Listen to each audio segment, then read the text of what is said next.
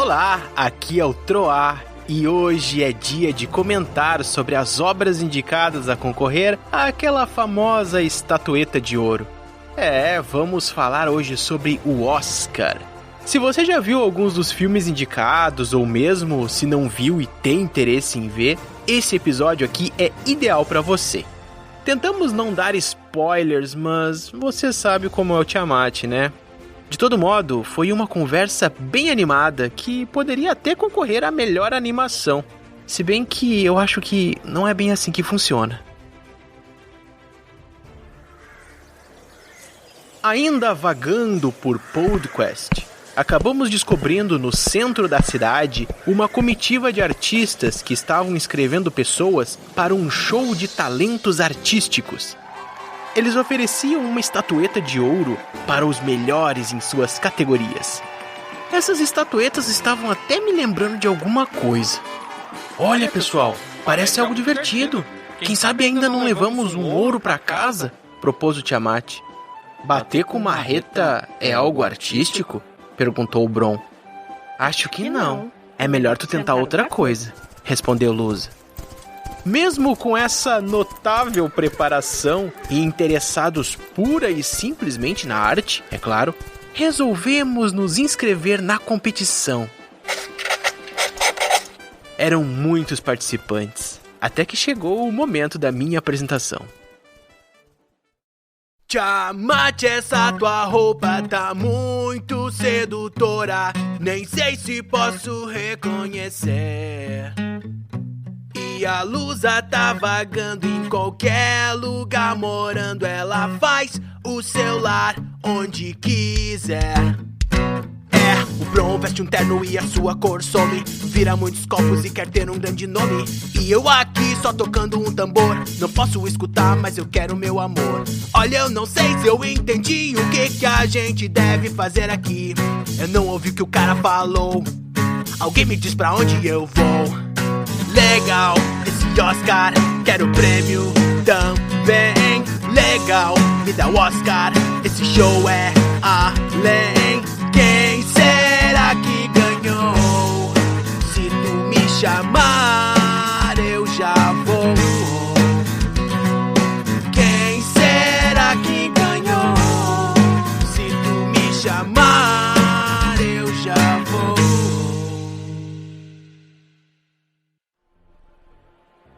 Voltamos pra casa sem nenhuma estatueta. Pois é, nem canção original ganhamos, nem mesmo melhor direção após o Bron demonstrar sua proeza conduzindo aquela carroça. Mas tudo bem, o que vale é participar, já diziam os perdedores.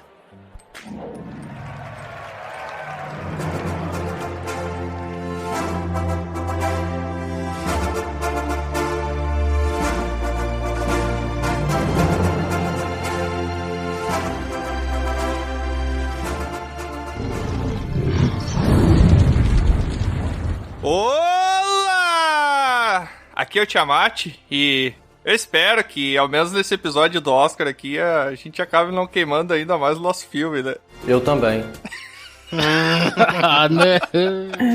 Pra variar. Porque todo episódio a gente queima, né? Pelo menos um se queimar já tá bom. Nesse episódio eu não tô nada crítico.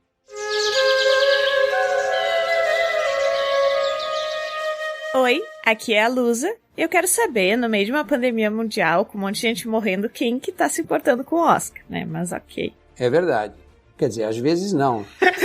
A maioria da população nunca se importa com Oscars. Tipo, cara, eu imaginei agora o Oscar, tá ligado? Sentado na poltrona dele ouvindo esse podcast com uma música triste, com violino, tá ligado? Ninguém se importa. Ninguém se importa com o coitado do Oscar. Mas vai dizer que esse ano tá, tipo, menos ainda do que... Não, tá diminuindo, eu acho, a importância do Oscar com o tempo. Esse ano tirou a empolgação pra muitas outras coisas também, né? Olha aí. Eu, por exemplo, não tô empolgado em ficar abraçando pessoas. Que horror. Olá, aqui é o Bron e... Eu não acredito que tu vai fazer a mesma piada que eu. Ah, não pode ser. Não é a mesma coisa! Eu fiquei em silêncio aí, né, pra simbolizar todo o meu zelo, o meu carinho aí pelo Oscar, fazendo uma homenagem ao cinema mudo, né? Ai. É a mesma piada, não pode ser. Não, não O é. Troá vai ficar em silêncio também. Ah, tá. Meu Deus. Vai lá não. então, Troll, quero ver. Me supera. O Troá não vai ganhar o Oscar pro melhor roteiro aí. É, não é original esse roteiro aí.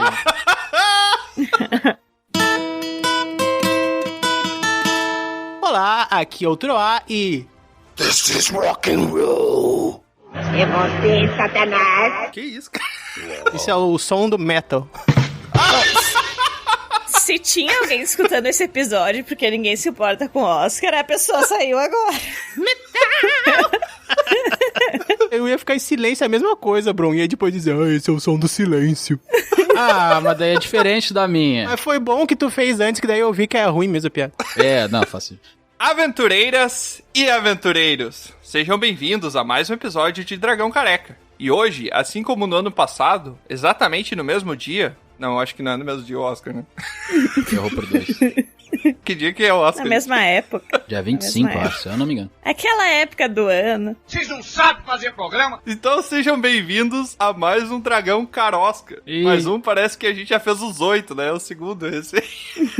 Cara, Oscar parece caroço. É um caroço do Oscar, é a gente pegando a parte que não dá pra aproveitar e trazendo pro episódio. Ah, olha aí, faz todo sentido.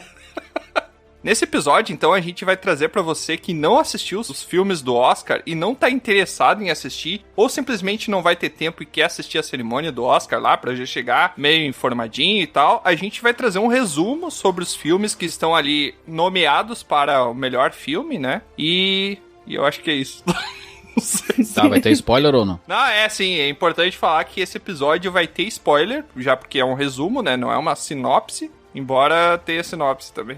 Eu não sei agora se vai ter. Assim, Tô assista. meio confuso.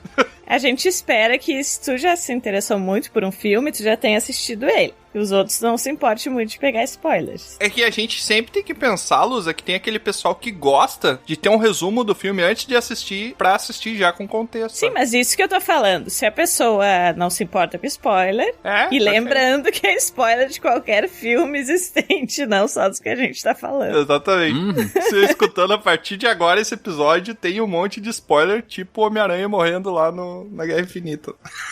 É verdade, porque eu vou dar um spoiler de Na Natureza Selvagem. E é o tipo de filme que, tu sabe, o spoiler estragou o filme. Que o cara morre no final, né? O tipo de filme.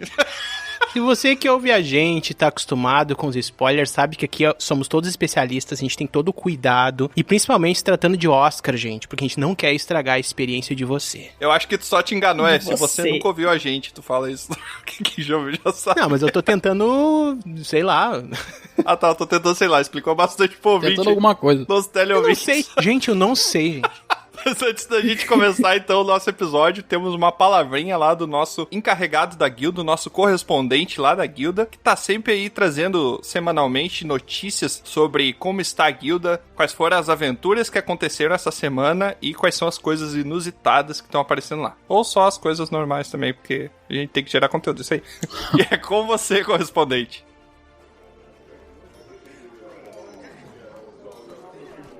Fala, Tiamat. A guilda está cada vez melhor. Muitas risadas com os novos membros da guilda. Tem até as refeições que o Luiz prepara, uma melhor que a outra. Por falar em risadas e comidas, lembra daquela vez que o Bron tentou se aventurar na cozinha querendo fazer uma sobremesa e acabou trocando o leite condensado pro molho branco? Bom, pelo menos a cor ficou parecida, né? Essa última aventura foi sensacional. Eu ainda tô aqui com meus papéis, tentando decifrar o que será que é essa música que o Troá deixou. Sobre o que será que ela fala? Quem será os 7 guerreiros? Eles são animais? É o jogo do bicho?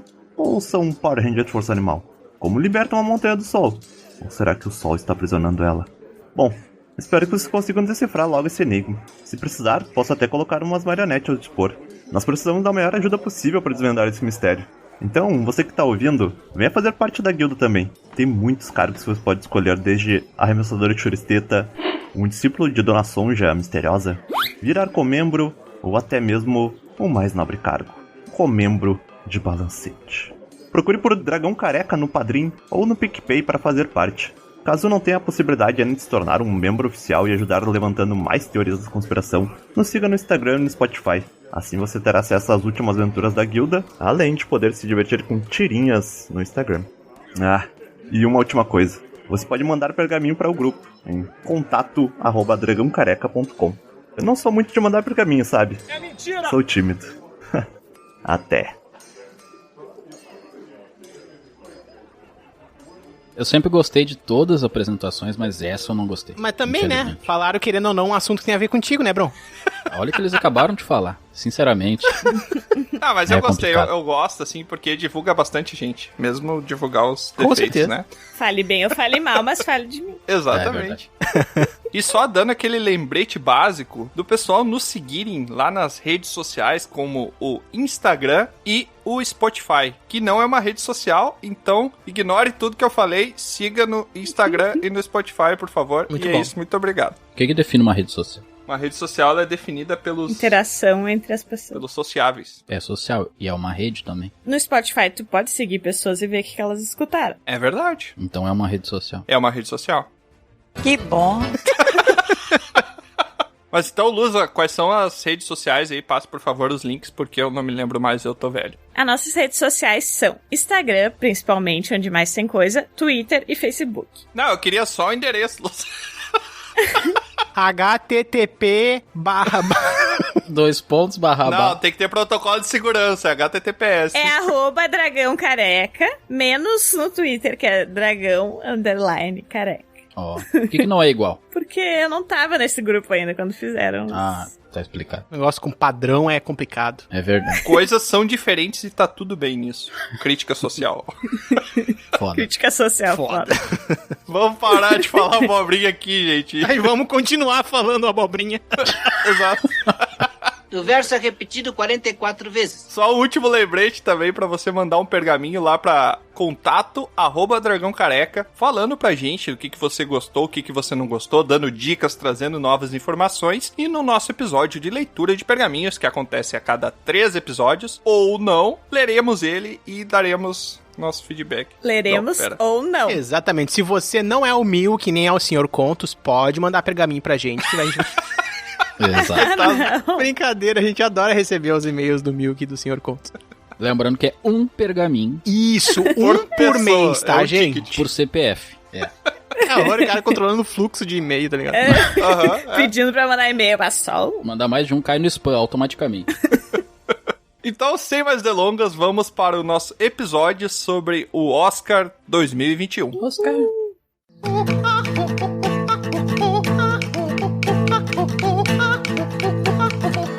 E eu vou começar, gente, aqui trazendo um filme que ele é chamado em inglês, né, porque é mais chique, é Judas and the Black Messiah.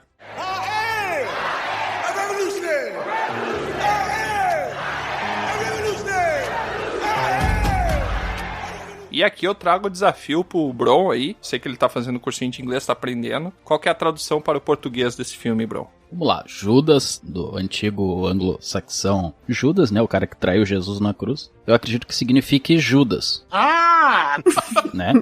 E como é que é o resto? And the Black Messiah. E o Messias negro, né? Então, o que é o Messias? O Messias Salvador, aquele que vem nos salvar, Salvador Bahia, preto, o que é? O preto tem o branco, tem o chocolate meio amargo, preto com branco. Só que o chocolate branco, ele não é chocolate, ele é só a gordura que resta do chocolate normal feito, entendeu? Mais ou menos isso, não é?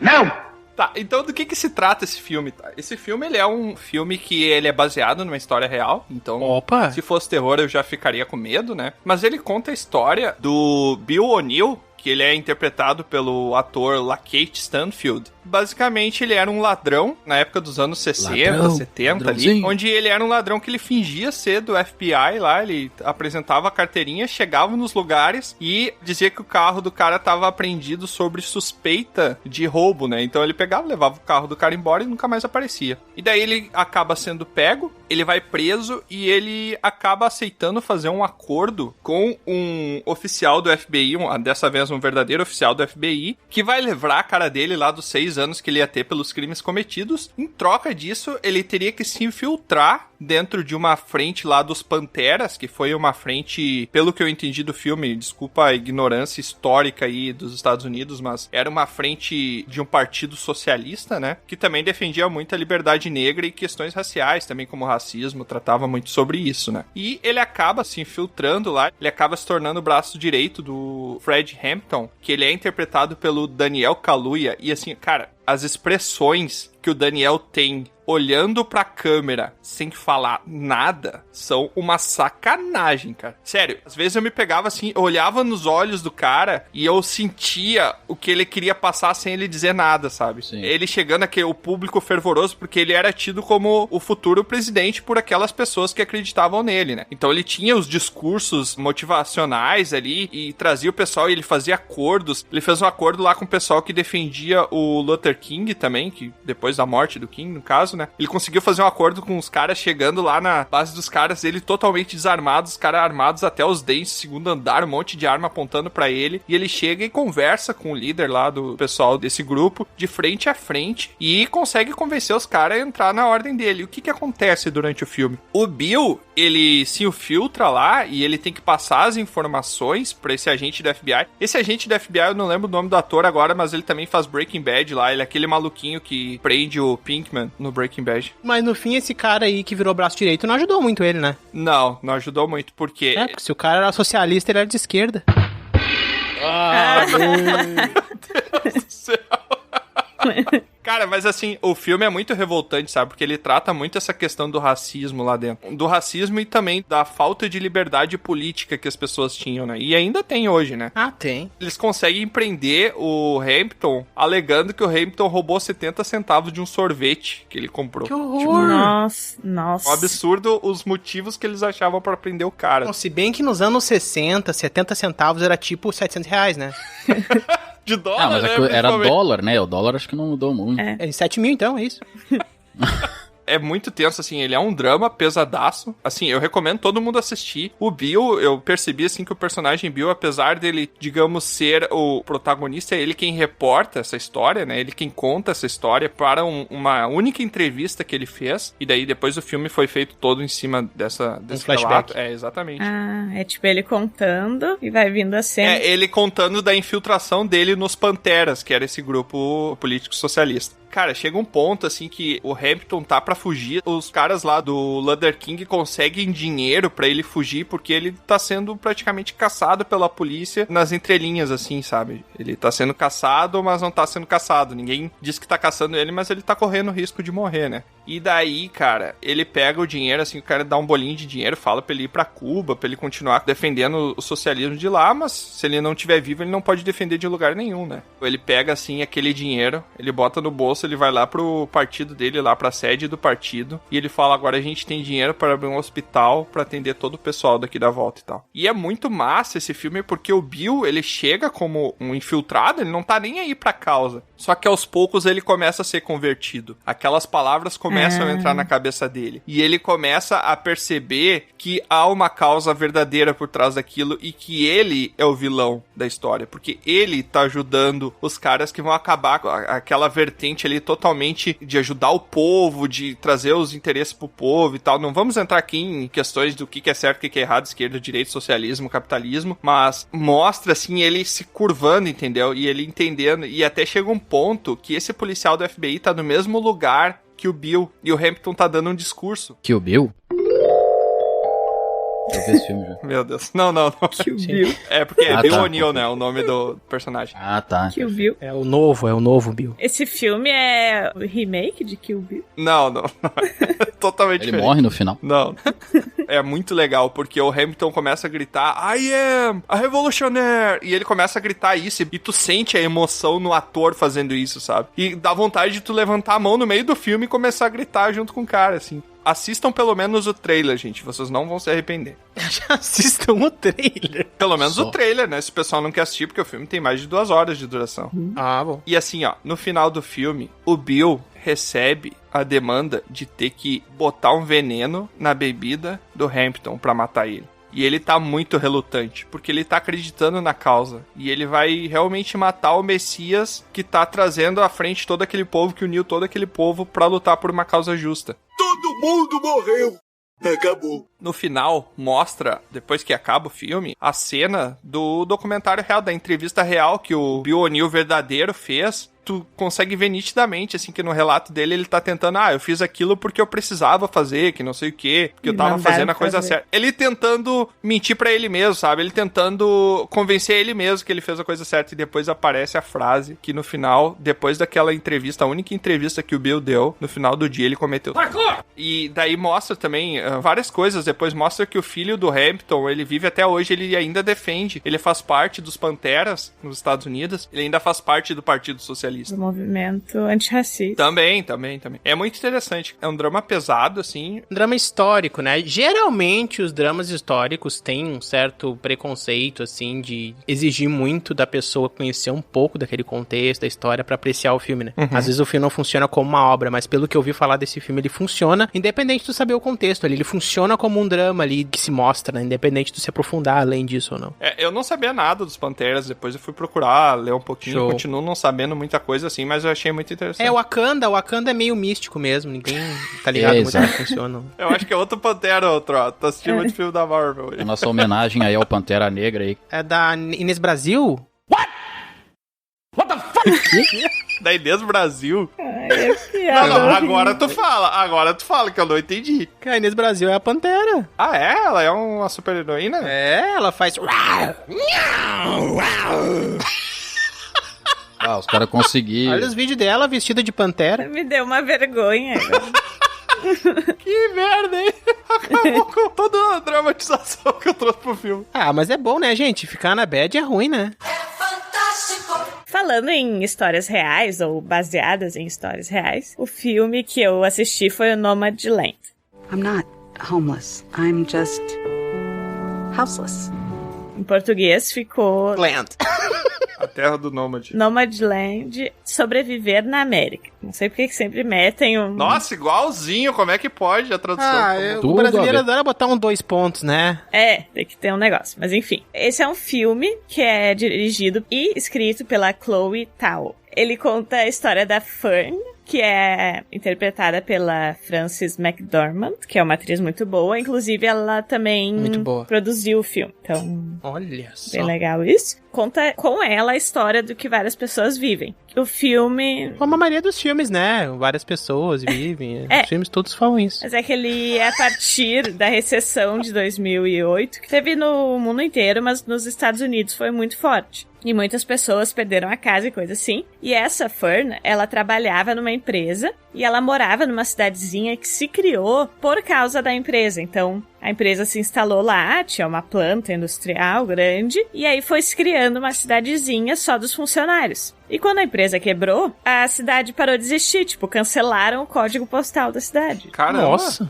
Cidade totalmente submissa ao mercado. Sim, era assim, todos os moradores eram pessoas que trabalhavam na empresa, que no caso era chamada Empire. Sim, é tipo Guaíba com a... Capeta.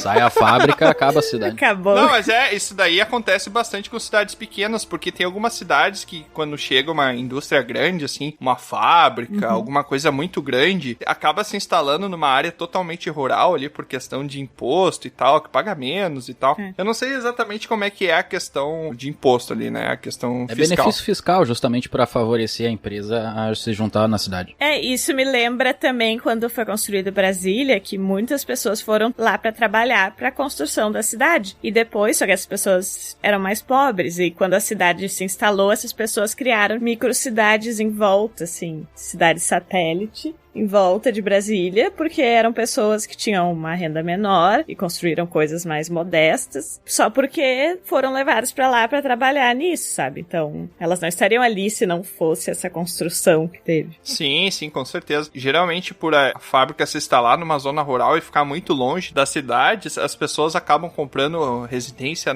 ao redor, as pessoas que trabalham na fábrica ali acabam comprando casas ao redor e acaba se formando uma cidade ao redor da empresa, né? Eu acho que talvez bem esse caso. E aí a empresa quebra por causa da grande recessão e daí a cidade para de existir. Eu acho que também a empresa, não explica exatamente isso, mas eu acho que a empresa mantinha muitas coisas funcionando. Ela fala que tinha mercado, tinha coisas assim que eram mantidas pela empresa, sabe? A empresa era dona dessas coisas. Então, quando a empresa quebrou e fechou, não tinha mais nada. Sim. E no caso, isso vai contando não assim, numa ordem, né? Tu vai descobrindo com o filme, quando ela tem flashbacks, ou vai contando pra alguém. E ela decidiu virar uma nômade. Então, ela tinha uma van, pegou uma van e ela morava na van dela. Que é uma viagem sem rumo, basicamente. No início mostra ela deixando alguns bens, assim, num depósito e saindo nessa viagem. Aí o que acontece é assim, ela mora nessa van e ela tem trabalhos temporários. Aí o primeiro trabalho dela é na Sessão da Tarde. Na época de Natal e Ano Novo, porque é uma época que eles contratam pessoas temporárias porque tem muita demanda. É um trabalho repetitivo, manual, mas ele é temporário, então as pessoas já vão se preparando pra pegar esses trabalhos. E daí ela descobre toda uma comunidade de pessoas que são nômades, moram nos seus carros, ou nas suas vans, ou nos seus motorhomes, e vão indo de lugar em lugar pra onde tem trabalho. E pra mim, assim, o que marcou desse filme é que ele faz esse questionamento sobre aquilo de tu viver pra trabalhar, né? Trabalhar até a morte. Porque muitas pessoas trabalham assim, tipo, vou me matar trabalhando agora, depois eu vou aproveitar futuramente. E morreu. Depois eu vou viver. Só que, tipo, daí depois, às vezes, a pessoa morre ou acontece alguma coisa e não chega naquela vida, entendeu? Então, tem uma moça que conta assim, eu tinha um amigo, e daí ele se matou trabalhando na empresa tal, agora eu não lembro. Ainda bem. E ele descobriu um câncer uma semana antes de se aposentar. E morreu 10 dias depois. Ele nunca pôde usar o barco que ele tinha comprado pra isso, sabe? Barquinho, sabe? Pra pescar. Só comédia boa aí. Pra... Então... ia pescar, não. Perdeu muito. E também... simbolismo. O Bro não gosta de pescar, né? Sinceramente, eu não gosto. Somos dois aí, bro. É que uma vez eu vou contar uma história pra vocês. Senta que lá vem a história. Uma vez eu fui pescar quando eu era pequeno. Pescaria normalmente é regada a álcool, né? Sim. E daí o pessoal que tava junto ali na volta e tal, acho que tinha bebido um pouco a mais. Daí teve um amigo do meu pai lá que foi foi jogar a isca. Só que ele pegou e jogou muito pra trás. Não sei o que houve, ele levantou lá pra trás, se envergou e o troço enganchou no meu dedo do pé, cara. Sério? O anzol. Daí eu tive que tirar aquele troço. Tinha, sei lá, um pedaço de peixe no troço junto. Ai, que Daí eu sei que a melhor coisa que me traumatizou foi que o meu pai falou assim, ou alguém falou na parte que gritou de longe assim, não, mija no pé.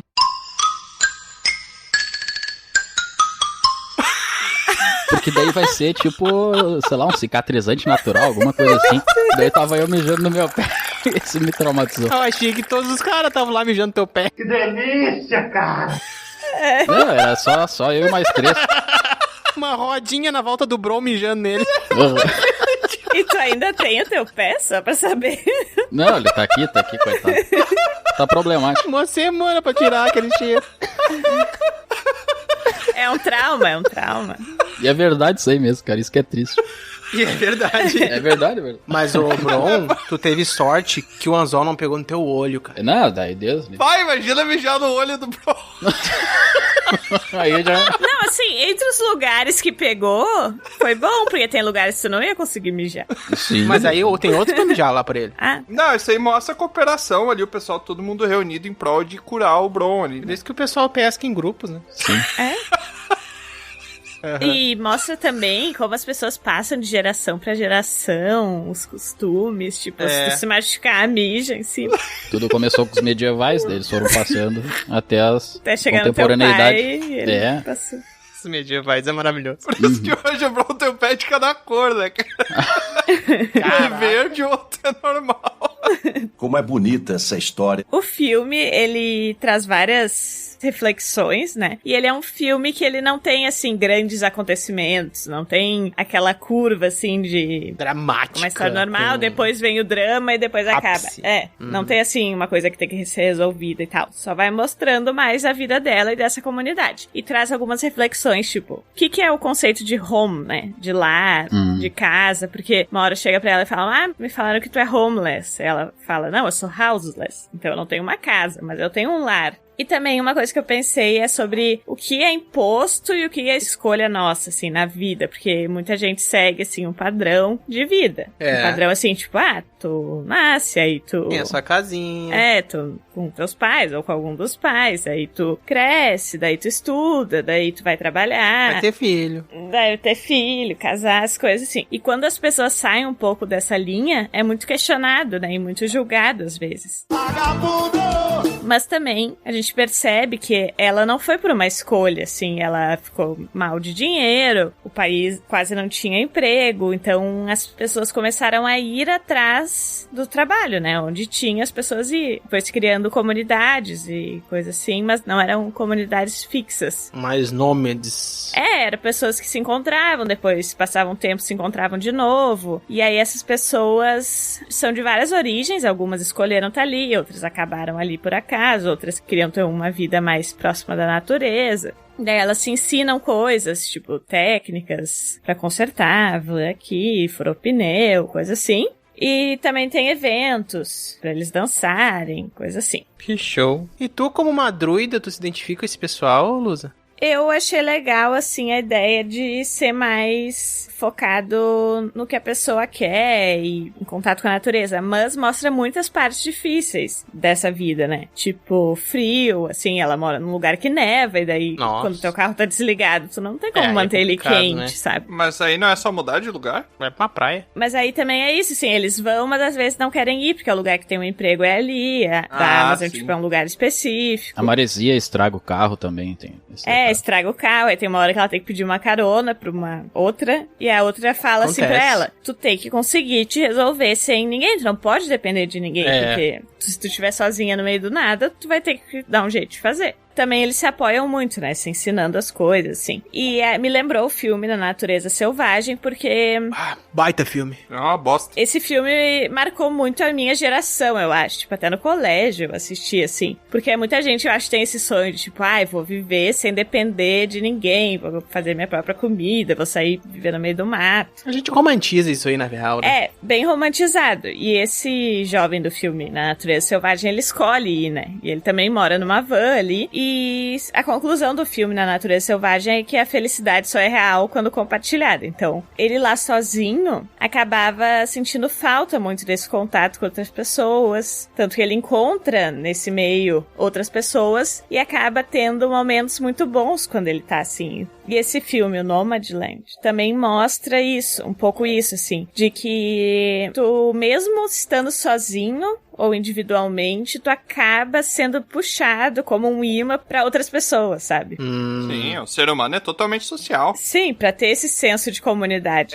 Se ser nômade, coletor solitário tivesse dado certo, a gente não tinha evoluído pra uma sociedade agrupada, né? Pra cidades que a gente vive, a maioria das pessoas vive em cidade, né? E também mostra a vida dela, assim, de relações de amizade que ela vai criando, até dá uma ideia um pouco de relação amorosa, mas não vai muito além. E tem coisas legais do filme que, assim, muda a luz, mais fria ou mais quente, dependendo um pouco do estado de espírito ali, de como ela tá se sentindo, ou com... Legal isso. Se tem mais pessoas, tipo, uma hora ela vai visitar esse cara, ela, tipo, começa a ficar mais próxima de um homem, né? Que também é nômade, porque o filho dele tem um neto, ele acaba indo pra casa do filho. E aí ele convida ela pra ir lá, em algum momento. E ela vai, e a casa é toda assim, com luz quente, coisa assim. Então dá essa ideia de, tipo, ter ali uma família e coisa assim.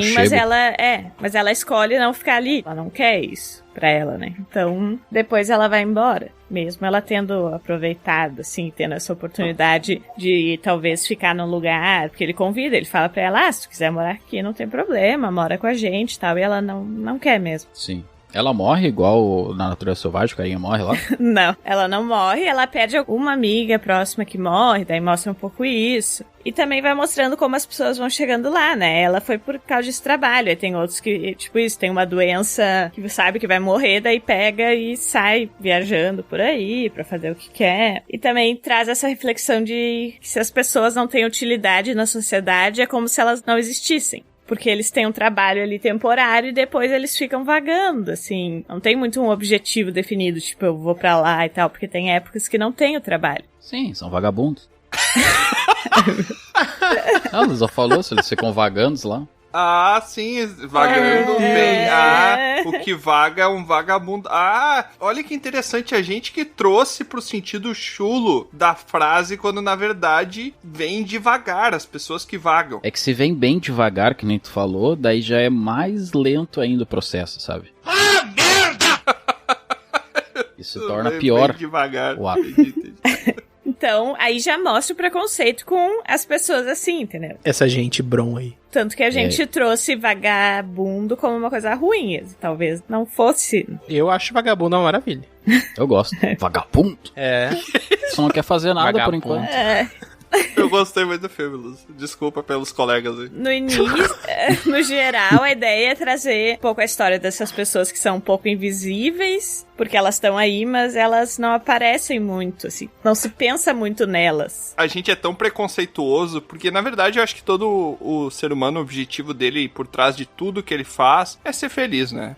É ter realização e se sentir bem com o que tá fazendo. Sim. Com a forma com a qual tá existindo. E a gente é tão preconceituoso que quando a gente vê uma pessoa que não tá seguindo o mesmo caminho, não tá seguindo os mesmos passos nossos pra buscar a própria felicidade, nós somos os primeiros a levantar dedos e querer julgar a forma como a pessoa tá seguindo a vida dela, né? Quando na verdade cada um busca a felicidade da melhor maneira possível e deveria ser assim. E se não tá fazendo mal pra ninguém... Exatamente. Tipo, Exatamente. O que interessa, Não, sabe? mas peraí. É que tem algumas pessoas que buscam a felicidade delas de uma merda de um troço, né? Não dá pra levar em consideração. Não, mas aí vai a regra que a Lusa falou, de não tá fazendo mal pra ninguém. Isso inclui não tá fazendo mal pra si Ela mesmo. tá fazendo mal pra ela, ou pra sociedade. Isso é, quando ela tá fazendo mal pra ela, Bron, pela definição da língua portuguesa clara, ela tá fazendo mal pra alguém, tá? Mas tu falou não tá fazendo mal pra ninguém. Exato! Então se ela tá fazendo mal pra ela, é pra alguém. A gente tem que curar essa pessoa. Ai, que burro! Mas olha só, nesse exemplo do filme, eles até ainda pertencem a essa engrenagem social, apesar de que eles têm ainda uma estabilidade, de ficar pra um lado pro outro, não tem uma estabilidade, né? Eles não buscam por isso, mas muitas pessoas se incomodam justamente por pessoas que se abstêm de fazer parte da engrenagem, como se tipo, eu dou um duro aqui pra fazer parte disso e você tá, entendeu? Livre disso, como se você se sentisse privilegiado, sabe? Quando na verdade, se todo mundo fosse assim, a sociedade seria bem diferente. Porque assim, eles não estão fazendo isso porque, tem dinheiro sobrando, vou largar tudo e sair viajando. Pois é diferente. Mas tem pontos, né, Tro? O cara que vive dentro de casa às custas do pai e da mãe, ele não é livre não, tá? E ele entra no... outra vertente. Outra coisa, claro. Não, eu digo porque no filme eles ainda buscam trabalhos, né? Só que não é um trabalho estável. Sim. Assim, eles não estão construindo carreiras, entendeu? Na natureza selvagem, o cara não quer dinheiro. O cara quer realmente se abster da engrenagem social. Se autossustentar. E aí ele pode gerar, assim, preconceito pra pessoas que fazem parte da engrenagem, tá dizendo, você acha um privilegiado, então, por conseguir viver fora, sabe? Mas é muito complicado. difícil tu conseguir viver fora da engrenagem, né? Tanto que ele não consegue, né? É difícil, Sim. É muito difícil. Ele acaba por falta de conhecimento ali. Exatamente. Por uma coisa que talvez se tivesse pessoas com ele, alguém avisaria, sei lá, ele aprenderia. Mas como ele tá sozinho ali, ele acaba errando numa coisa, né? Sim. E isso custa a vida dele, no caso. Mas no caso do filme, a Ferna, ela tem mais de uma situação que oferecem pra ela, assim. Mora aqui. Uma hora ela vai visitar a irmã. E ela fala, eu não quero viver nesse quarto na casa de alguém, sabe? Eu quero minha independência. Sim, e também, mas isso que o Tron falou também, eles estão na engrenagem. É diferente. Porque os trabalhos temporários, tu vê ali, né, eles embalando as coisas e tal, e aí tu não pensa muito em quem embala o teu presente, quem embala a tua compra chega em 2 dias na tua casa, e passa por muitas pessoas, sabe? Quando eu conseguir tornar 100% meu trabalho digital, eu vou viver andando por aí, só tenho um computador, internet, andar com um home... Como é que é mesmo? Não consegue, né? Home trailer. Home. Tu quer andar com a tua casa, home. Um home holders? Storage? O quê? Como é que é mesmo? Esqueci o nome do bagulho. Trailer. Não é trailer. Motorhome. Motorhome, isso, obrigado. Vou andar com um motorhome aí por aí, é isso aí. Esse negócio é esse mesmo. Pode ser até uma Kombi. Tem que ser um motorhome, porque o trailer, ele só te ajuda por 2 minutos. É só uma introdução, né? No caso, o dela é numa van. Então, assim, não tem uma estrutura pra viver ali. Ela que tem que meio que fazer. Eles vão fazendo modificações. Mas tem uma hora, assim, que ela tem uma dor de barriga e ela tem que vir num balde que tem ali, entendeu? Pra cagar dentro de casa, não fora de casa. Mas aí, pá... coisa boa. Também mostra isso, quando tá doente e tal, e tu precisa de cuidado, tu precisa de outras pessoas. Então, eles se ajudam. Mesmo mesmo não se conhecendo muito bem ali na comunidade, eles se ajudam muito. Mas é isso, eu recomendo, achei bom. Se tu é uma pessoa que gosta de filmes assim, que são mais... que não tem essa coisa de um grande coisa que tem que ser resolvida, um mistério, eu acho que assim, vai gostar. Legal. Eu gostei, foi uma boa experiência. Tá bom. Por falar em comunidade, eu vou aproveitar o gancho que a Lusa me deu de comunidades e pessoas alternativas que vão tentar ter um grupo à parte de um drama também, um filme que trabalha um drama. Propaganda do Orkut novo, até aqui, é só o que falta. Como você é burro? Não, eu vou falar do filme que eu trouxe aqui, que também tá concorrendo a algumas categorias, inclusive melhor filme no Oscar, que é The Sound of Metal, O Som do Silêncio, em tradução do português, a versão brasileira.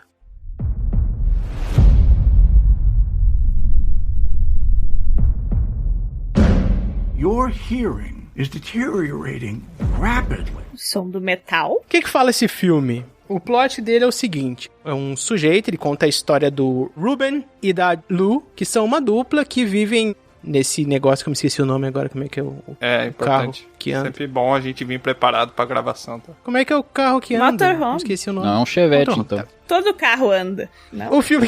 o Chevette estragado, não.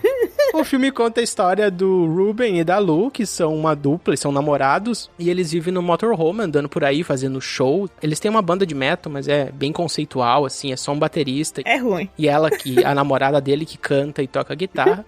E o filme já começa mostrando o drama que vem. Ó o bicho vindo, moleque. Os primeiros minutos, assim, do filme, num dos shows lá, quando eles estão prestes a se apresentar, esse Ruben, ele tem um pequeno problema que acontece no ouvido dele, que entope, assim, ele começa a ter problemas pra escutar. Ele até acha que é uma coisa estranha, ele do momento e tal, e toca mesmo assim. E o filme vai mostrar aos poucos esse drama que ele descobre que ele tá realmente tendo muito problema pra escutar. Até que ele vai fazer testes lá e descobrir que ele perdeu muito da audição. E não sabendo o motivo, né? Perdeu o quê?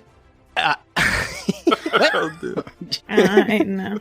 Obviamente, essa namorada dele acaba descobrindo e acaba entendendo que ele não deve mais se apresentar, tá sendo complicado pra ele deveria procurar o médico. E essa primeira parte do filme tem essa luta, né, dessa não aceitação da realidade, dele se tornar uma pessoa surda, ele realmente tá caminhando pra surdez. Ela descobre, através de um amigo lá, a existência de um grupo, uma comunidade de surdos, que é um grupo de tipo reabilitação de pessoas que vão treinar a linguagem de sinais e vão conviver um com o outro pra entender um pouco isso, né, e reinterpretar um pouco a nossa vida, né, um grupo bem bacana, assim, tu descobre depois. E aí ele acha a maior loucura isso, ele vai lá e ele percebe que não tem nada a ver com ele aquilo, aprender aquilo, e ele tá insistindo em lutar contra essa realidade dele e tal. E o filme é todo um drama baseado nisso, de um baterista, né, que é o Ruben, que se torna uma pessoa surda, ele ainda assim não quer deixar de tocar, né, ele sente ainda o instrumento, porque, né, sons, ainda mais percussão, tu sente no corpo vibrando, mas é muito diferente. Ele não escutava mais a guitarra da namorada dele, por exemplo, né, é uma outra coisa, é muito bizarro. Imagina o desafio que deve ser. O Beethoven tinha um esquema assim também, não era? Ele não sentia a vibração do piano? Sim, o piano, corda e tocando ali com, né, tu sente a vibração. Tem até uma cena nesse filme que eles colocam todos a mão em cima pra sentir o piano tocando. Também é uma cena que tem assim. O pessoal que gostava muito dele no show acabava atrapalhando um pouco também, né? Por quê? Porque ficava mandando muitas vibrações positivas.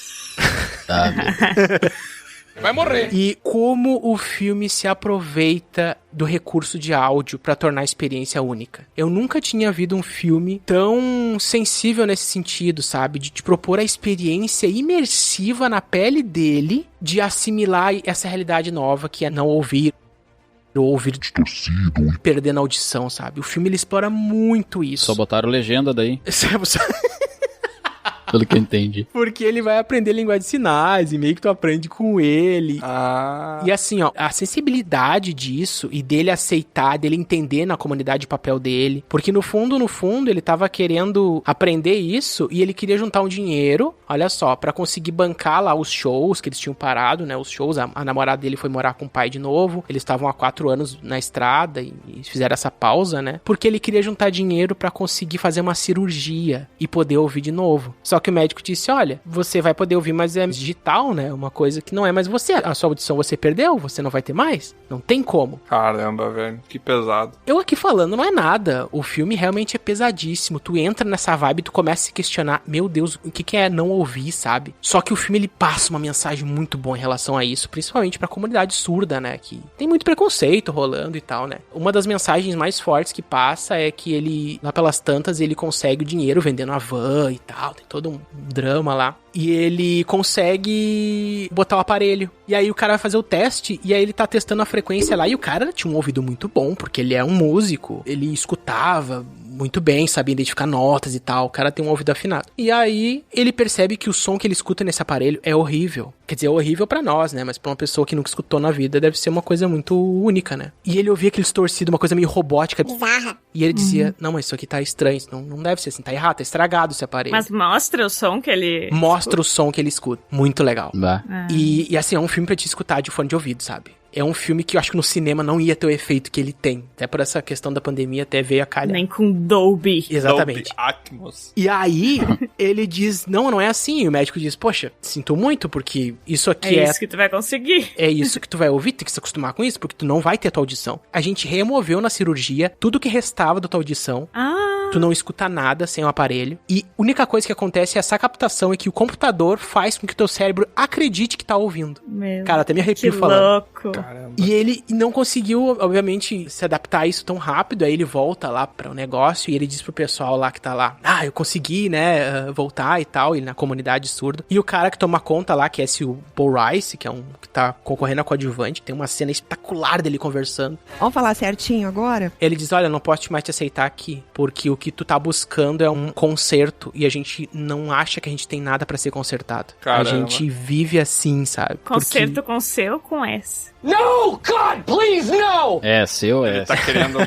É o concerto com S. Que é músico, né? Faz sentido também, né? Eles estão fazendo concertos não, lá. ele explicou a piada. E aí ele... Não, mas deixa eu ficar aqui na comunidade, eu tô sem dinheiro, eu vendi minha van, não tenho pra onde ir, não sei o que. Ele, não, sinto muito. Tu não pode ficar mais aqui, porque tem um monte de gente que eu defendo aqui que tu vai ser uma influência ruim pra filosofia que eu acredito. E aí o cara vai lá pra casa da namorada e eles tentam voltar e tal. E ele tá nesse drama porque ele fez o que queria, mas ele descobre que aquilo tirou ele daquela nova realidade dele. E o final do filme... Assim, ó, óbvio que eu dei alguns spoilers aqui, mas independente de eu falar, o filme vale como experiência imersiva, como proposta de coisa original no cinema, sensível. A história é muito simples, não é um filme nada complexo, sabe? É um filme gostoso de ouvir e de não ouvir.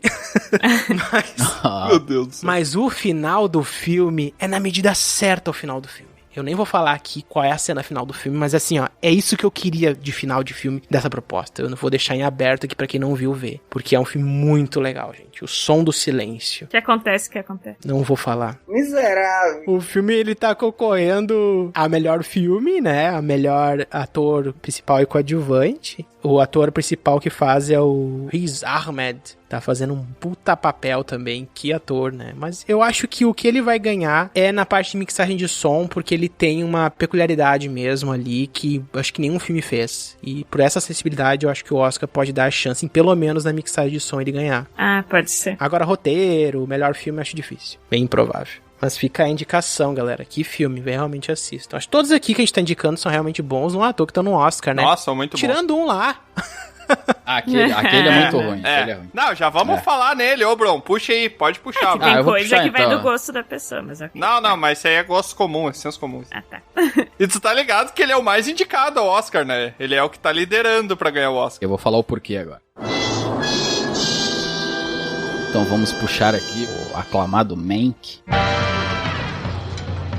Hello, everyone. Make yourself to home, Mr. Mankiewicz, or shall I call you Herman? Please, call me Mank. É o filme preto e branco, pra quem não sabe. O filme preto e branco fala do Cidadão Kane. Cara, só pra fazer um parênteses inicial já. Eu fui obrigado a assistir Citizen Kane na faculdade, cara. Quem? E... Kane. E, cara... Não, eu gosto de filmes clássicos, mas ainda assim, o Cidadão Kane eu não curto. Eu reconheço tudo ali no filme, a originalidade e tal. Mas é um filme que eu não gosto. Pra mim, eu vi assim porque eu tinha que ver. E, poxa, esse aí, então, é um martírio total, né? Cara, o Cidadão Kane eu até curti. Eu vi ele há um tempinho atrás já e eu curti muito, sim. Até por isso que eu peguei esse filme. O primeiro, eu vi que ele era do David Fincher ali, que... Cara, não sei se vocês conhecem, mas ele fez Benjamin Button. Fez a Rede Social, Clube da Luta, acho que é o mais famoso, o Seven. Eu confundia ele com o David Lynch. Tem uns bons e uns ruins aí. Mas não é. Ah, o David Lynch é outro. É sim, outro. Eu sei também. Razorhead. Pouco mais louco. Mas tem vários filmes, daí a gente ia ter que falar sobre eles, né? Eu falei, vou pegar o Mank primeiro porque é preto e branco. Já pensei que ele seria todo cinematográfico, assim, que valeria a pena. Mas aí tu percebeu que foi uma mancada. Olha aí, ó. Eu confesso que eu ia usar essa piada no começo também. Para com essa porra aí, meu irmão! Só um parêntese também. Esse filme tinha tudo pra dar certo, né? Fala sobre um filme de época, tem um diretor de época. E o protagonista não é ninguém menos que Gary Oldman, né? Que é reconhecido aí no cinema. No cinema mundial. Ele faz também o... Ele já é um homem muito velho. Eu não estou suportando mais. Ah, não. Meu Deus. Tá on fire. E rival do Ash também, do Pokémon. Gente, hoje eu tô. Cara, então ele fala sobre a vida do Mank, né? O Mankiewicz, o Herman J. Mankiewicz. Ele é um roteirista e, na verdade, ele clama pelos direitos de ter feito o roteiro do Cidadão Kane, juntamente com Orson Welles, que fez a direção do filme e também fez o roteiro. Tem até uma briga, mas na real já foi provado que o roteiro é, de fato, do Orson Welles, né? É um filme sobre um filme. É um filme sobre a briga pelo roteiro do outro filme, que é o filme mais famoso, eu acho, mais Sim, entendi. aclamado do cinema. Muita gente conhece esse filme. Eu até olhei, cara, sinceramente, o Cidadão Kane eu gostei bastante. Foi um dos motivos que fez eu olhar esse filme, mas de fato eu não consegui terminar.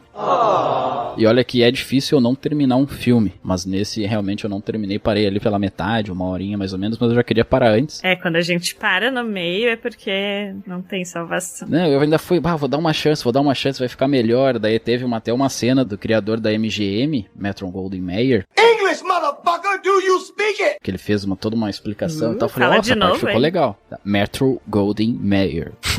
Que é aquele do leãozinho lá, pra quem não conhece. Como é que o leão faz? Que merda, hein? Todo dia tem uma merda. Valeu aí por não deixar eu passar vergonha sozinho, Tiamat.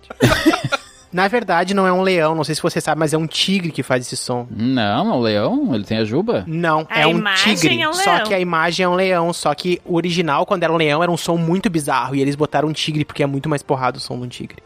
Não sabia. É, fica aí a curiosidade. Aí eu perdi o argumento. Então, cara, esse filme, ele foi pouco modificado porque o roteiro original é do pai do David Fincher, que foi escrito nos anos 90, ele até morreu recentemente. Quer dizer, recentemente não, muito tempo atrás. Mas ele escreveu nos anos 90, então ele meio que tentou manter essa originalidade do roteiro. Mas, sinceramente, é que eu não achei, até o Tiamat pode dar a opinião dele, que a gente olhou junto. E esse filme, eu não achei que ele prendesse, sabe? Eram como se fossem vários pedaços de alguma história tentando ser contada. Até essa parte da MGM ali é uma parte um pouco completinha, a pessoa acha legal, tudo mais, fica esperando assim pra ver o que vai desenrolar, mas não chega lá, entendeu? Sabe o que parece esse filme? Esse filme parece a gente aqui fazendo uma piada totalmente interna. Sim. Que quem tá ouvindo não tem contexto nenhum e a pessoa vai achar um porre, tá ligado? Eu não desisto de filmes também. É um exemplo do cinema que é feito pra um pequeno grupo público. É, muito totalmente. pequeno grupo. É Delícia! pro cinéfilo. Pros caras que julgam o Oscar. Eu acho isso um grande equívoco, porque infelizmente a gente não tem uma educação brasileira voltada pra instrumentalização do cinema. Me vejo obrigado a concordar com o palestrinha. A gente não tem apreciação de cinema na escola, a gente não tem apreciação de cinema que sai em faculdade, a não ser que tu faça realmente, né, cinema visual e tal, alguma coisa do tipo. Mas infelizmente a gente não tem, então as pessoas, às vezes até quando chega filme de Oscar, a pessoa já pensa, poxa, que saco, filme de Oscar, sabe? Porque ela entende que precisa de algum tipo de instrumento pra apreciar, mas esse filme ele vai muito além. Esse filme realmente é uma pena, é uma lástima. Mas é que realmente eu entendi isso que tu falou, mas realmente depende muito do filme. Até tem um grande filme que eu considero grande assim, mas ele sozinho eu acho que ele não se preenche, que é o 2001, Uma Odisseia no Espaço. Se tu olha só aquele filme, falta ainda muita coisa, muito contexto. E eu acho que se tu lê sobre, Sim. tu ainda entende. É mais ou menos como se fosse esse. Uma preparação prévia. Só pra que o ver 2001 ele é muito melhor, ele é muito mais complexo. complexo porque ele te dá mais vontade de ver, vontade de saber e tal. Esse aí não, ele é como se fosse assim, cara, se tu não tem contexto, tu não vai entender nada, simplesmente. Exatamente. E ainda assim, cara, o contexto do filme, o contexto que esse filme pede, eu acredito que até pra quem conhece a história, é muito pesado. É muita coisa que o cara tem que saber. Parece que ele é um recorte de várias cenas desconexas que não conversam entre si, colocadas num longa-metragem, sabe? Eu não consigo compreender como é que esse filme tá no Oscar lá, porque realmente eu sou muito fã do Gary Oldman, eu gosto muito dos papéis dele, mas esse filme eu não consegui engolir, cara. Claro, eu sou ignorante no cinema, né? É que eu acho que, assim, é muito parecido com a situação que foi falado muito do La La Land, quando teve, que é um filme que foi feito, tipo, muito pensando nas pessoas que vão julgar, sabe? Pegar bem ali no assunto que eles gostam, que é filme. O contexto musical, homenagem à dança, né? Falando da indústria do cinema, coisas assim, né? Eles estão ali mostrando uma época que as pessoas que julgam normalmente viveram, essa coisa de Hollywood clássico e tal. E esse filme, Man, que eu não assisti, mas pelo que tu tá falando, ele pega pra falar da indústria, de uma discussão, de coisas que acontecem. Então, é estranho tu demandar que o público tenha toda uma preparação prévia pra ver, porque, e como o Tiamat falou, é muita coisa, é até difícil tu aprender essas coisas pro filme. É uma coisa que meio que tu já tem que saber por acompanhar. Não faz sentido.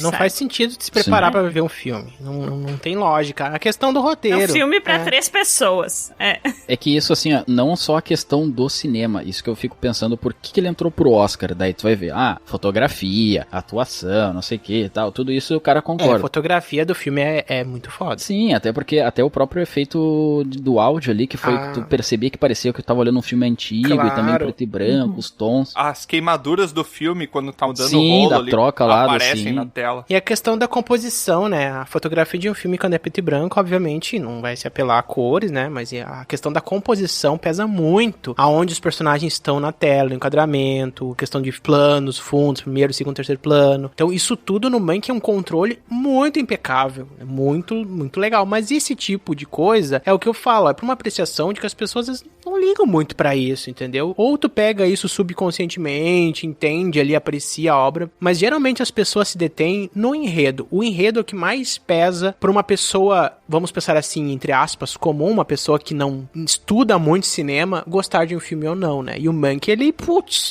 é uma loucura, né? Um enredo que exige muita bagagem. Mas assim, ó, vocês querem ver um filme que talvez tivesse muita técnica e que a história não fosse tão redondinha? Era Uma Vez em Hollywood, do Tarantino. Que eu acho horrível esse filme também. Mas eu ainda gostei porque eu ainda entendi um pouco da história do Charles Manson, mas não fazia tanto sentido assim. Mas ainda nesse filme tu não precisava, eu ainda pensei, mas isso daqui não faz tanto sentido. Mas ainda tu entendia o contexto, a história conseguia ser transmitida pro cara que tá olhando sem muita complexidade. Então eu fiquei esperando que esse fosse igual, parecido, né? E é um filme que ele tem uma história com continuidade, né? Por mais que tu não entenda os eventos históricos, cara, se tu não entende nada de evento histórico que teve ali, não faz ideia do que aconteceu, ainda assim é um filme sobre uma história que ela tem começo, meio e fim, sabe? Ela não é um recorte de trechos tu consegue diferentes. Acompanhar e se entreter minimamente. Exatamente. Eu acho que esse filme aí também, o Mank, eu acho que foi um dos poucos filmes na minha vida que eu não consegui acompanhar até o final. E o Bro queria parar antes ainda falei, não, vamos continuar que vai melhorar isso aí. Daí a gente assistiu mais 40 minutos de filme e falei, cara, realmente, não tem condições também. Não, foi bem na parte do carinha da MGM no discurso, né? Eu falei, antes disso ali, por volta de meia hora, eu acho, eu falei, cara, esse filme tá muito ruim, eu vou parar de olhar. Daí tu, não, eu vou continuar. E deu a cena da MGM e eu falei, tá legal sim essa cena, vai acontecer alguma coisa, vai acontecer uma revolução, sei lá, qualquer coisa, ver, que juntasse com o Orson Welles ali, que juntasse com o roteiro, mas não, continuou na mesma coisa. Então acho que é muito verborrágico, é muitas conversas sem nexo, sem sentido. É uma porcaria! Então eu vou trazer aqui mais um filme que eu acho que vale muito a pena citar, que no Brasil ele saiu com o nome de Bela Vingança. 1, 2, 3, 4. I thought we had a connection. Okay. How old am I? What are my hobbies? What's my name? Sorry, maybe that one's too hard. Que tem tudo a ver com o nome em inglês, né? Que o nome em inglês dele é Promising Young Woman. Totalmente a ver. Ele tem algumas doses de humor, mas ele é um drama que no final, assim, eu ouso dizer que se você for homem, você vai se sentir muito mais desconfortável e eu acho que as mulheres vão se sentir muito mais representadas. Claro, não é uma generalização, toda generalização é errada. E por eu ter falado toda generalização... É uma generalização, mas não quer dizer que seja. Se toda generalização é errada, eu tô errado em falar isso, né? É, né? É a velha história. Só existem 2 verdades no mundo. Não existem verdades. Bora! Esse filme, ele retrata a história sobre a Cassandra, que é interpretada pela Carey Mulligan. E ela é uma mulher um pouquinho excêntrica, porque ela meio que virou uma vigilante da noite, uma vigilante, digamos assim, de caras escrotos, porque ela se finge estar vulnerável durante a noite nas festas, nos lugares, pra pegar aqueles malandros que tentam se aproveitar da menina que tá bêbada, da menina que tá mal, da menina que precisa de ajuda. Filho da... E praticamente castrar eles emocionalmente ou mentalmente, digamos assim. Ou não, né? Ou fisicamente. Tem várias leituras sobre esse filme. Yeah. E, cara, esse filme, ele é um drama que ele tem uma parte romântica. Ela é uma pessoa que ela sofreu um trauma muito grande durante a adolescência dela ali na faculdade. E, na verdade, eu entendi que o nome desse filme não se trata dela, ou talvez se trate dela, mas o que acontece também tem a ver com uma amiga dela. Eu tô tentando não dar muito spoiler e ainda assim dar um resumo que faça o nosso teleouvinte aí ir lá e conferir. É um filme, assim, que o Bron não curtiu muito o final, porque ele preferia que o final tivesse acabado... É, machista. Não, totalmente ao contrário. Ele queria que o filme tivesse acabado 15 minutos antes, e eu gostei muito do final desse filme. Então ele trata sobre a vida da Cassandra, que ela é uma mulher que até a gente agora entra em pauta, né, do que é ser feliz ou não, né, considerando ali as constatações que a gente trouxe dos filmes anteriores ali. Mas ela era, digamos assim, promissora no contexto que a gente entende como promissora nesse aspecto, que ela fazia faculdade de medicina, ela era a mais inteligente da sala, e daí, um belo dia, ela simplesmente abandonou a faculdade. As pessoas não entenderam muito o porquê, ela sofreu um trauma muito grande, ela nunca se recuperou, e desde então ela vem tentando trabalhar em cima desse trauma pra meio que ter uma justiça pessoal dela em cima do que aconteceu, sabe? Eu não quero dar muito mais spoilers também, vai ser apenas um pequeno resumo aqui. Eu tenho vontade de ver esse aí é o outro que eu veria. É muito bom, é muito bom. O final desse filme você vai ficar muito revoltado e depois você não vai ficar mais e o filme vai terminar e você vai abrir a internet e vai procurar. Mas isso é meio que um spoiler, porque daí quando tu ficar revoltado tu vai saber que tu não vai ficar. Talvez, ou tu vai ficar totalmente revoltado, né? Eu nunca falei que eu tô falando a verdade em tudo aqui. Na verdade você vai descobrir como a mente do Tiamat funciona e a do Bron funciona, porque um odiou e o outro gostou. Não, eu só não gostei do final, eu gostei do filme. Sim, do final. Será que os resumos que a gente fez são verdadeiros ou a gente tá inventando um monte de coisa? Pode ser, os filmes podem ser uma porcaria, a gente tá enfeitando só pra fazer a pessoa ir lá perder o tempo. O melhor de todos é o Mank. Do contrário, né? A Cassandra, a Carey Mulligan, ela tá sensacional nesse filme. Ela é um personagem extremamente carismático. Ela é uma mulher dotada de uma astúcia, assim, não é um filme sobre violência, tá? A princípio, não parece ser um filme sobre violência. Depois você vai descobrir. Depois você vai descobrir se é um filme sobre violência ou não. Mas é um filme muito mais sobre inteligência racional e inteligência emocional. E vai te fazer, principalmente você, homem, refletir muito sobre a vida e mostrar de um ponto de vista de uma mulher as coisas que ela passa e que eu já vi muitos homens levantar a bandeira pra dizer, mas isso daí a gente passa muito pior, acontece isso, acontece aquilo, mas é realmente um ponto de vista muito interessante pra você observar. É que tem coisas que pra homens são muito fáceis e daí nem se pensa. Como pra mulheres às vezes envolve muitas, não, fácil assim no sentido assim, tu ir de noite ali na esquina. Sim. Vocês nem pensam muito assim, daí a gente... Mijar. Eu não vou de noite na esquina aqui, é brabo, hein? Mas tu tem medo de ser assaltado, né? De tudo? A gente tem medos muito piores. De outras coisas. Tá, mas tu não sai pensando muito, tu pensa que tu vai ser assaltado, sei lá. Mas o que eu tô querendo dizer é que, assim, às vezes é difícil também tu ter uma perspectiva que tu não tem sem saber, né? Então é bom esses filmes. Só pra completar, assistam pelo menos o trailer desse filme também e vejam se vocês dão uma chance de assistir, que vocês com certeza vão gostar. Esse é o tipo de filme que ele é bom, mas ele tem o seu... Como é que se diz? O seu... As suas ruindades. Não. É tu conseguir olhar com outros olhos, talvez olhando por uma segunda vez. Opa! Ele é uma crítica. Ele tem várias ele tem as suas nuances. Exato. Ele tem coisas que não estão ali na superfície da história. Exatamente. O passado do Glenn? Que? Deve falar sobre o passado do Glenn? Glenn do Walking Dead. É que eu tava falando sobre o filme do Tiamat, hein? Ah, beleza, foi mal. Achei que tinha falado do teu. Que? Aham. O Troá tá em Narnia. Eu fiquei aqui, tipo, eu tô tentando entender a piada, mas não entendi. Concordei. Não, então eu vou falar sobre o filme do Glenn do Walking Dead. E lá vamos nós! Já que o Troá falou em Glenn do The Walking Dead, nesse filme tem exatamente o ator que interpretava o Glenn. Olha que coincidência. Poxa! Eu acho que desde o começo era essa a intenção dele. Ah, capaz, não me diga. Eu vou falar sobre o grande filme Minari. I'm pretty boy, pretty boy. I'm not pretty, I'm good looking. Que na minha opinião não vai ganhar o Oscar. Porra! Poxa. Mas ele é um ótimo filme. O Minari é um filme indie. Ele conta mais ou menos a história de uma família. O que é um filme indie? É um filme independente. O que é um filme independente? Que ele não é vinculado a uma grande distribuidora. Indie é independente. Ele não é indígena. É indie, de individual. Ele foi feito por uma única... Não, tô brincando. Idiotas!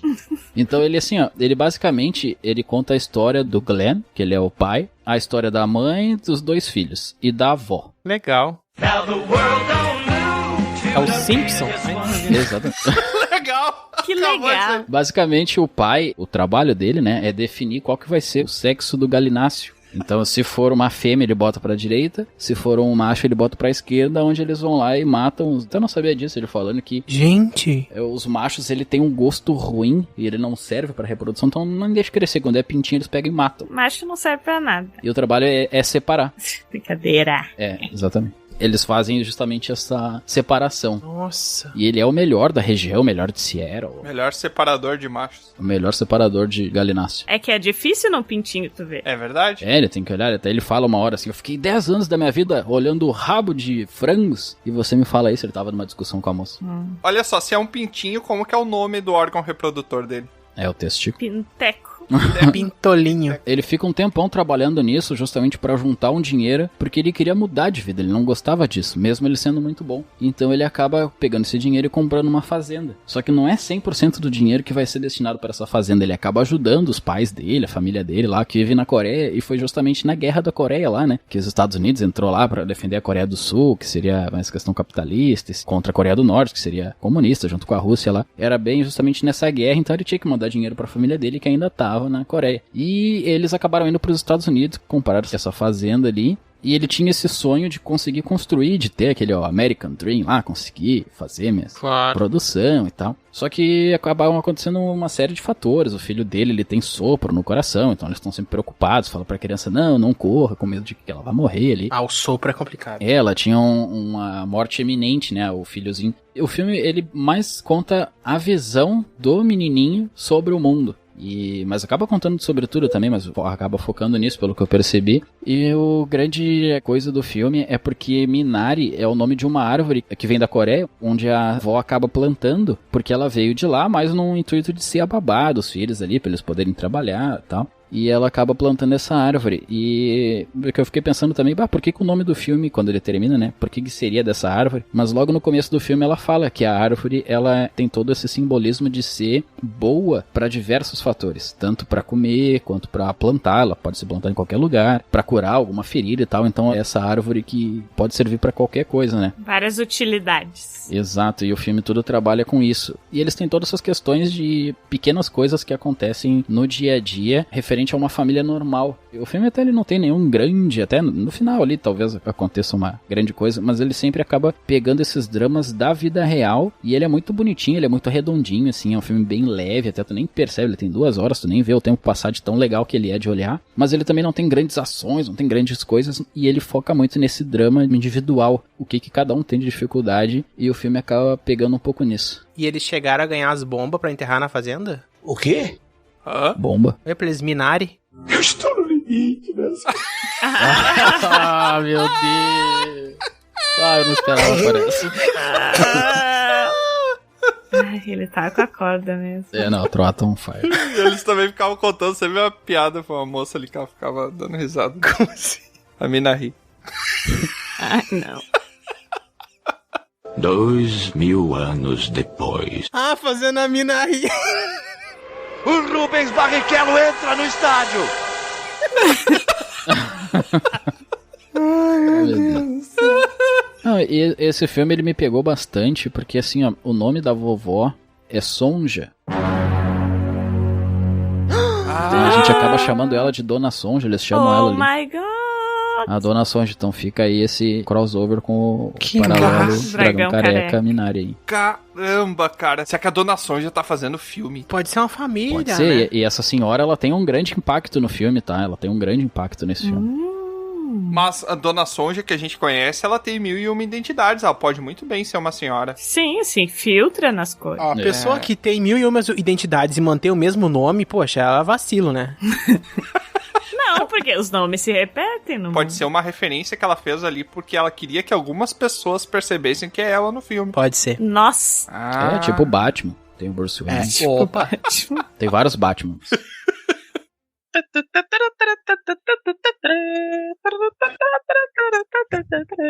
Então, pra encerrar esse nosso episódio aqui, onde a gente espera ter trazido vários resumos interessantes, alguns nem tanto, sobre alguns filmes que a gente assistiu do Oscar, né? Aí se for juntar todos os filmes e fazer uma história nova, eu não vou participar. Mas assim, é importante lembrar que a gente não falou de todos os filmes aqui, né? Faltou, por exemplo, dos indicados ali ao Oscar, faltou o Meu Pai, né? Que ele foi indicado, não sei por que indicaram. A vida imitando a arte aí, ó. Faltou falar do teu pai. Pai ausente. E filho da mãe! Não pode contar. Entendi. Demorou 2 horas. É um drama baseado em fatos reais, esse. Faltou meu pai. E faltou também o 7 de Chicago, que eu não faço ideia do que são esses filmes, não me chamou atenção, então não vou comentar sobre. É muita gente, não pode aglomeração, por isso que a gente não falou. Não, tinha 7, né? 7, hein? O 7 de Chicago é com o ator que faz aquele filme engraçado da Amazon. Ah, é muito bom esse filme. Que o Bron ficava falando. Que faz um repórter. Ah, o Borat. Borat. Ah, o Borat. Isso. Ah, ele tem o O Borat Borat. tá no Oscar também. É verdade. É verdade. O Borat é um filme muito bom também, meu Deus do céu. Aquele filme engraçado da Amazon.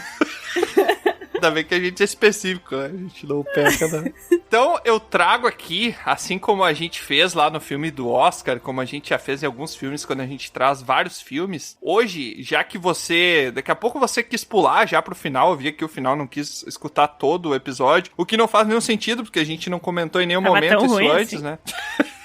Mas a gente vai fazer, então, algumas sinopses rápidas dos filmes aqui pra gente poder entregar uma velocidade surpreendente aí do que se tratam cada um desses filmes pra você, pelo menos, ter um contexto quando for assistir o Oscar, né? Muito bom. E eu vou pedir pro Bron começar aí falando sobre o Mank e depois a gente continua. O Mank, então, ele fala sobre a briga pelo roteiro do Cidadão Kane, ele é preto e branco e é ruim. Cidadão quem?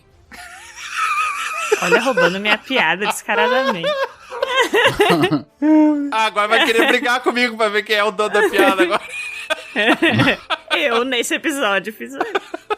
A Luz não entendeu o contexto que eu trouxe, porque o Cidadão Kane é sobre uma briga de quem é o dono também, Luz. Agora eu saquei! É. Judas and the Black Messiah, ou Judas e o Messias Negro, ele fala sobre o pessoal dos Panteras lá, né? Que eles se infiltram na selva de pedra, que é Nova York, que na verdade não é porque eu tô falando de Chicago, não tem nada a ver. E daí eles entram lá e tem um cara que reúne, entra lá com o cara, conversam eles, todo mundo lá, e no final ele morre. Tudo isso? Caraca. Ah, e tem um carro também. Tem um carro. Ah, tá. Tem um carro que eu não comentei em nenhum momento nesse episódio. É, né? Nomadland é sobre uma mulher que vive na van dela e um monte de gente se encontrando e se encontra e se desencontra, depois se encontra de novo, depois se desencontra e basicamente todo mundo é inútil pra sociedade, então eles só estão lá vivendo. Caraca. É, tá certo. Crítica social foda. Ai, meu Deus. Então o Minari, ele é sobre o Glenn do The Walking Dead lá, que morreu de paulada na cara do Negan, né? Só que agora ele tá tentando fazer uma fazenda e tudo dá errado lá. O Bela Vingança é sobre uma mulher que ela come cachorro quente, daí ela trabalha numa cafeteria lá, faz café pro pessoal, ela gospe no café do cara, o cara se apaixona por ela, toma todo o guspe dela, e daí eles ficam amigos, e depois eles se apaixonam e desapaixonam, e daí ela mata o pessoal todo. Não, mas ela não chegou a desapaixonar dele. Fala direito. Não, ela chegou... Spoiler, para. Ela é eterna apaixonada por ele. Não, e aí no final ela vira o Coringa e vai num lugar lá vestido de médica e explode, bota fogo no parquinho. Aliás. Literalmente.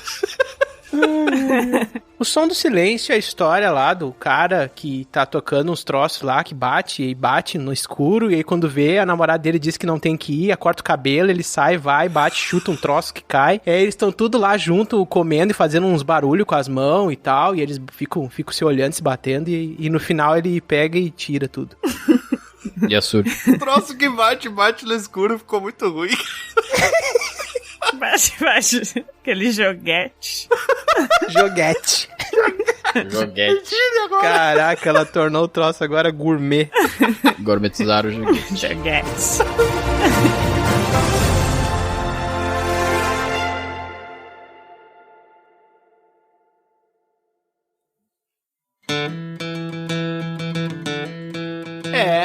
Mais uma aventura chega ao fim. Mas é claro que não para por aqui. Você pode acessar dragãocareca.com e descobrir sobre outros portais para nos acompanhar. E se você quiser fazer parte da nossa guilda, fica aqui o convite do bardo. Acesse PicPay ou padrim.com.br e busque por Dragão Careca. Seu apoio será muito bem-vindo. Obrigado por nos acompanhar e até a próxima!